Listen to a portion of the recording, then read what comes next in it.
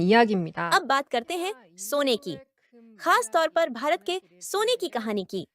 दुनिया में सबसे ज्यादा सोना कंज्यूम करने वाला देश भारत बताया जाता है कि उसके पास करीब 3.8 ट्रिलियन डॉलर मूल्य की छिपी हुई संपत्ति है।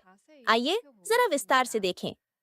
जैसे जैसे सोने की कीमतें आसमान छू रही हैं, भारत की सुनहरी दौलत का असर अब विश्व अर्थव्यवस्था में एक नया परिवर्तन कारक बनकर उभर रहा है। हाल ही में सोने की कीमतों ने अब तक का सबसे ऊंचा स्तर छू लिया है, प्रति औंस $4,000 पार करते हुए, जो 1979 के बाद की सबसे बड़ी बढ़त है। जियोपॉलिटिकल टेंशंस, सेंट्रल बैंक्स द्वारा सोने की बड़ी खरीदारी और अमेरिकी फेडरल रिजर्व की ब्याज दरों में कटौती, इन सब कारणों ने मिलकर सोने की कीमतों को तेजी से ऊपर पहुंचाया है। और इस तेज उछाल के सबसे बड़े लाभार्थी हैं भारत के आम लोग। मॉर्गन स्टैनली के अनुसार भारतीय परिवारों के पास इस समय लगभग 34,600 टन सोना है, जिसकी कुल कीमत करीब 3.8 ट्रिलियन डॉलर या लगभग 5,520 ट्रिलियन वॉन के बराबर है। तुलना के लिए चीन के निजी नागरिकों के पास लगभग 12,000 टन सोना मौजूद है।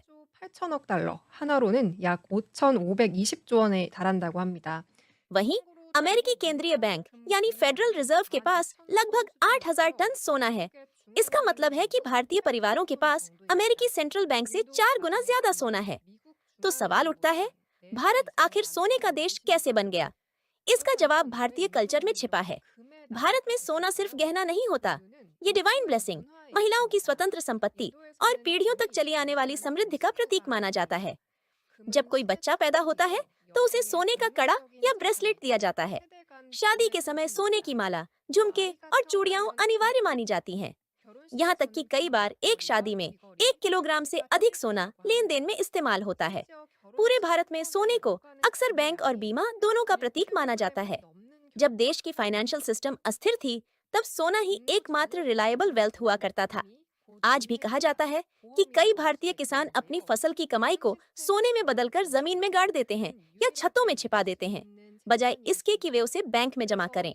농민들은 수확한 돈을 은행 대신 금으로 바꾸어서 땅 속에 묻어두거나 천장 속에 숨겨두는 일이 지금도 있다고 합니다. ऐसी संस्कृति पीढ़ी दर पीढ़ी आगे बढ़ती रही और इसी कारण आज भारत दुनिया में सबसे ज्यादा सोना रखने वाला देश बन चुका है। सोना भारत की अनऑफिशियल करेंसी है और साथ ही देश की अदृश्य तिजोरी भी।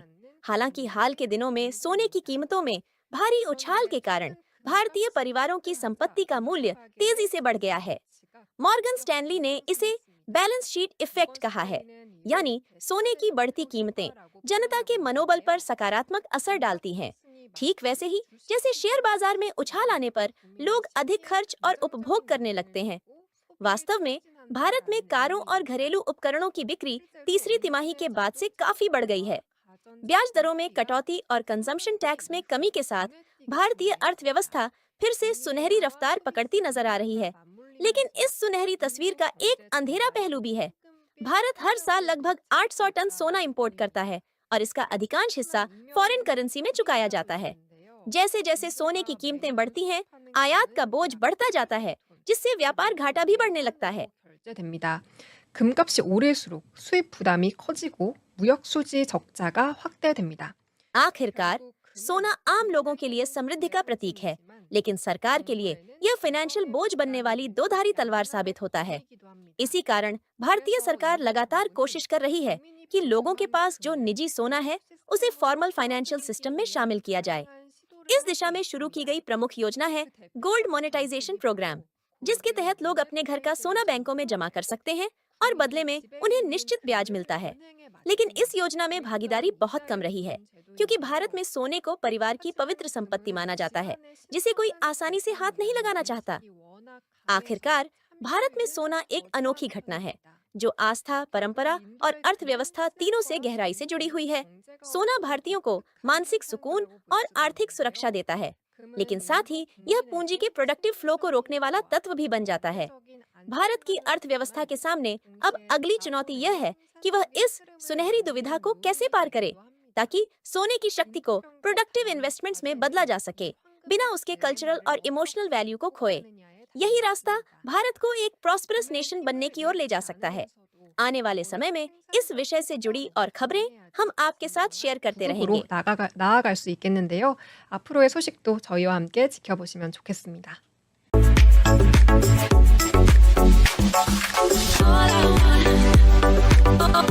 सबसे पहले एमएसजी ने लिखा है कि भारत तो तुरंत संभल जाएगा, उसके लोगों के पास जो सोना है उसी से, इवन विद द आईएमएफ। उसके बाद किम दो ह्यूंग ने लिखा है कि अचानक इंडियन धनी बन गए हैं और अब तो और भी अमीर होने वाले हैं, ये तो हमसे ज्यादा चालाक लगते हैं, हम लोग जो बस फ्लैट के मालिक हैं। उसके बाद M89 के 30 ने लिखा है कि जब दूसरे देश सोना खरीद रहे थे तब कोरिया का बैंक ऑफ कोरिया बस हाथ पर हाथ धरे बैठा रहा। उसके बाद चांग वुक्जियोंग ने लिखा है कि gold has been grossly undervalued, it's not cool to wear gold when it's expensive. उसके बाद गुड मॉर्निंग ने लिखा है कि सोने की कीमतें नहीं बढ़ रही बल्कि वॉन की हालत खराब होती जा रही है। उसके बाद डाई 34 यंजिन ने लिखा है कि डॉलर का डोमिनेंस कोलैप्स हो जाएगा और हम फिर से गोल्ड स्टैंडर्ड पर लौटेंगे। भविष्य में प्रॉस्पेरिटी इस बात से तय होगी कि आपके पास सोना है या नहीं। उसके बाद यूसिन ने लिखा है कि हमारे देश के पास सिर्फ 104 टन सोना है, बस यही हमारे देश की आर्थिक समझदारी की पूरी कहानी कह देता है। उसके बाद बीबी ने लिखा है कि क्या भविष्य में सोने के खिलाफ कोई युद्ध होने वाला है। उसके बाद